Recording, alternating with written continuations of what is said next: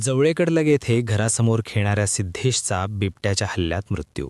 नमस्कार, संगमनेर लाईव्हमध्ये आपले स्वागत. आता बातमी सविस्तर पाहू.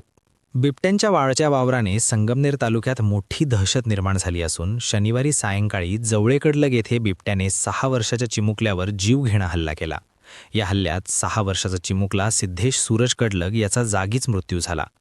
गळ्यावर आणि डोक्यावर बिबट्याचे दात लागल्याने सिद्धेश रक्ताच्या थारोळ्यात पडला होता. या हृदयद्रावक घटनेमुळे संपूर्ण जवळेकडलग परिसरावर शोककळा पसरली असून बिबट्यांच्या मुक्त संचारामुळे नागरिकांमध्ये प्रचंड भीतीचे वातावरण आहे.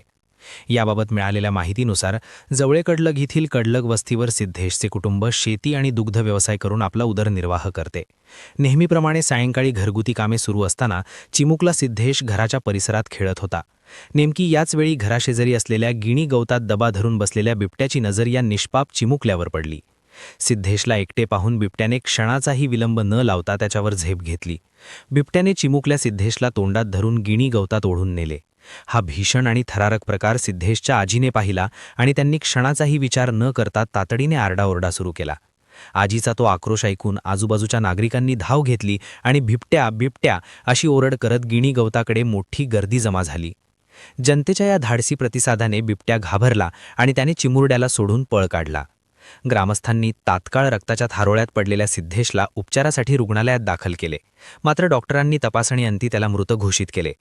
या घटनेमुळे जवळेकडलग परिसरात भीतीचे वातावरण निर्माण झाले आहे.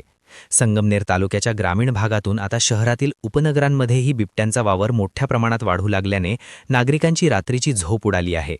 तर या दुर्दैवी घटनेची माहिती मिळताच वन विभागाचे कर्मचारी घटनास्थळी दाखल झाले असून स्थानिक ग्रामस्थांच्या मदतीने बिबट्याला जेरबंद करण्यासाठी उपाययोजना सुरू करण्यात आल्या आहेत. तर या घटनेनंतर गावातील विविध ठिकाणचे बिबट्याच्या वावराचे सीसीटीव्ही फुटेज मोठ्या प्रमाणात व्हायरल झाले आहे. दरम्यान लहान मुलांवर होत असलेल्या या जीवघेण्या हल्ल्यांमुळे पालकांमध्ये मोठी चिंता पसरली आहे. बिबट्यांच्या वाढत्या संख्येवर तातडीने नियंत्रण आणण्यासाठी, त्यांना जीरबंद करण्यासाठी आणि मानवी वस्तीतून दूर ठेवण्यासाठी वन विभागाने त्वरित कठोर उपाययोजना करावी अशी आर्त विनवणी आता परिसरातील ग्रामस्थ आणि नागरिक करत आहेत. धन्यवाद.